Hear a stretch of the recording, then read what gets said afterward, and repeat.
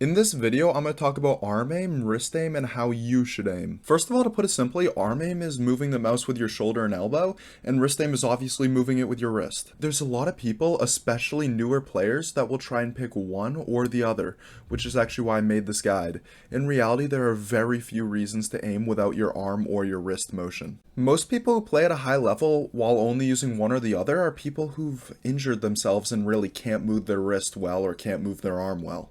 If you aren't permanently injured, you should probably be using your arm and your wrist, and also your fingers. Using these three together is much more efficient than anything else.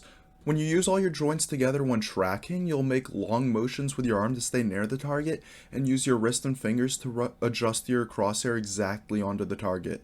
In anything flicking related, whether it be target switching, in-game flicks, or clicking training, people tend to use their arm to get their crosshair close to the target, and then their wrist and fingers to get it exactly on the target. Some people use their arm a lot more than their wrist, and others will use their wrist a lot more than their arm, which is where the categories of arm and wrist aim kind of came into play.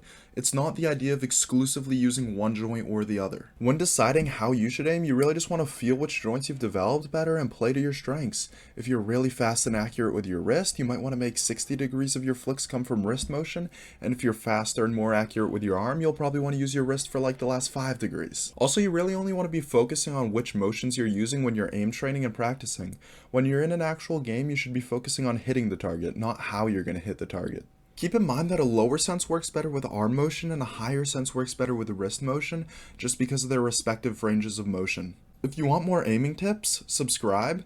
Thanks for watching.